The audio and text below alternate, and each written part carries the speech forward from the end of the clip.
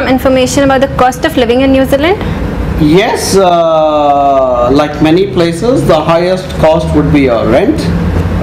For a student who goes to study in New Zealand, there are two phases of living in New Zealand. While when you're pursuing your studies, and once after you complete your studies.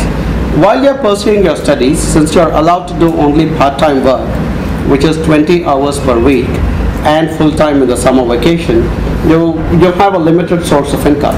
So obviously you cannot lead a very lavish lifestyle. So most students tend to live together, 3 or 4 of them get together, hire an apartment, and that's called flatting. That's the term used. So they end up doing flatting.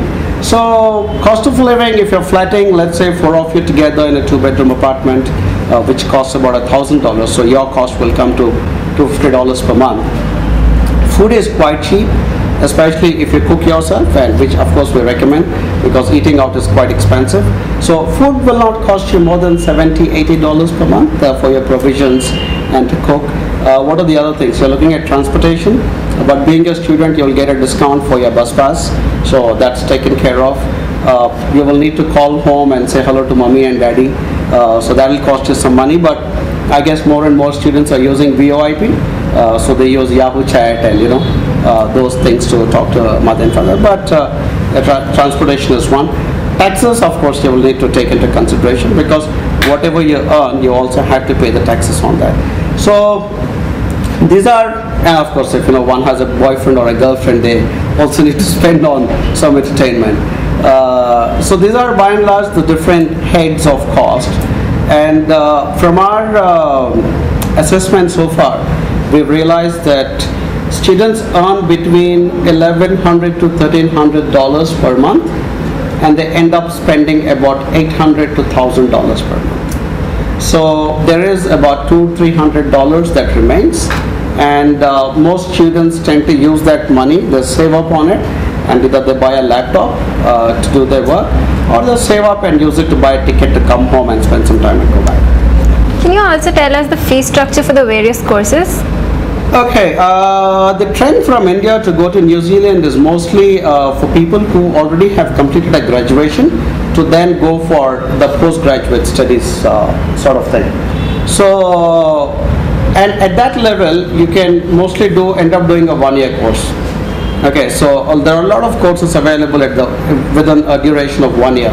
You have your graduate diplomas, you have your postgraduate diplomas, you have 1-year masters, you have an MBA for 15 months, so the duration is normally about a year. And the fees tends to vary between $15,000 to about $25,000, depending on what kind of course you're choosing. By and large, the average is around $17,000 to $18,000. There are some high-end courses which are $23,000-24,000, but by and large, they are $17,000-18,000.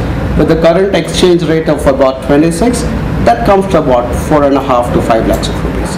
So that's the cost of fees that a student has to pay.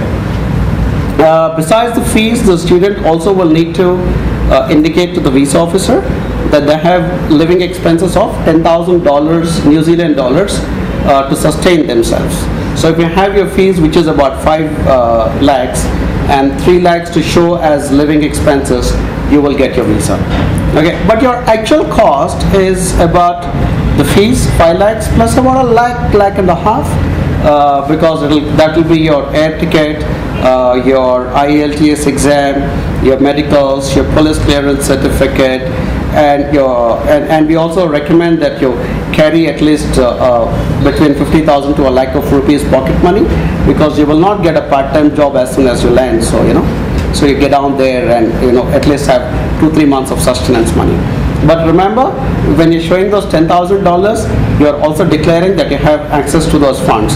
So by some really bad luck, you're not getting a part-time job even after 6 months, you should be able to draw on those funds and sustain yourself.